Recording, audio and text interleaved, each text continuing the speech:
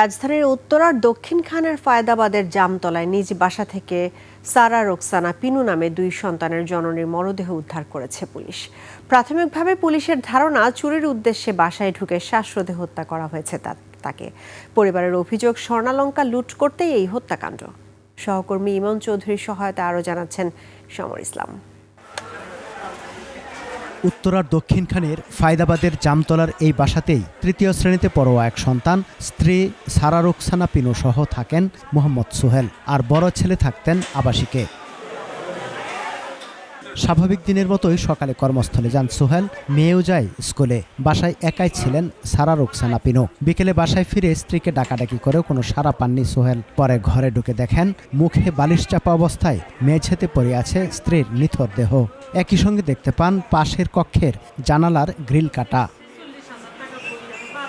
স্বজনদের দাবি, বাসা থেকে 8 ভরি স্বর্ণালঙ্কার ও নগদ 50,000 টাকা খোয়া গেছে। তাদের ধারণা, চুরির সময় বাধা দেয়ায় শ্বাসরোধ করে হত্যা করা হয় পিনুকে। 3টার দিকে আমার মেয়ের স্কুল থেকে ফোন দেয় আমাকে যে আপনার মেয়ে বাসায়, আর আপনার ওয়াইফ আপনার মেয়েকে নিতে আসে নাই, আপনার মেয়ে একা একা বাসায় গেছে এবং বাসায় গিয়ে দেখে দরজা খোলা এবং এলোমেলো অবস্থা। ও মনে করতেছে আপনার ওয়াইফ মনে হয় খুব খারাপ অবস্থা, আপনি একটু তাড়াতাড়ি আসেন। মায়ের মাথার উপর বালিশ চাপা দেওয়া আছে, তো বালিশটা সরাই, পরে আমার মায়ের নিঃশ্বাস চেক করে আমার নাক আর নাকে আর কান থেকে কোনো নিঃশ্বাস আসতেছিল না। তার হাত আর তার পা একেবারে ঠান্ডা ছিল।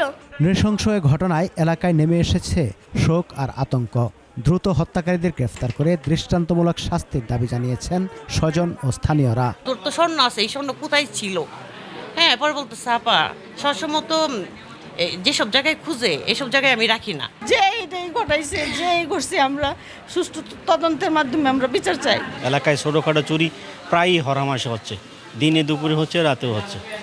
এদিকে মাঝে সাঝে বিদ্যুতে তার কেটে নিয়ে যায়। দিনে একটা পুলিশের গাড়ি বা এদিকে আশেপাশে দেখাশোনা এরকম কোনো কিছু নাই। দিনের বেলায় মনে করেন মানুষের মোবাইল নিয়ে যায়, এখান থেকে টাকা পয়সা নিয়ে যায়। এগুলোর মধ্যে দেখেন সরকারি কোনো হ্যালোজিং লাইট নেই, যেটা সরকার আমাদেরকে সুবিধা দেয়। খবর পেয়ে বিকেল 4টার দিকে ঘটনাস্থলে পৌঁছে দক্ষিণখান থানা পুলিশ। পরে সন্ধ্যায় আলামত সংগ্রহে কাজ শুরু করেন সিআইডির ক্রাইম সিন ইউনিটের সদস্যরা। পুলিশ বলছে, ঘটনাটি গুরুত্ব দিয়ে তদন্ত করা হচ্ছে। আলামত সংগ্রহের পাশাপাশি হত্যার রহস্য উদ্ঘাটনে কাজ চলছে।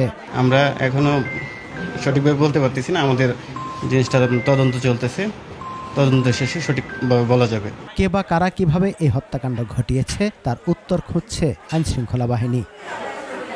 সমর ইসলাম, 21 টেলিভিশন।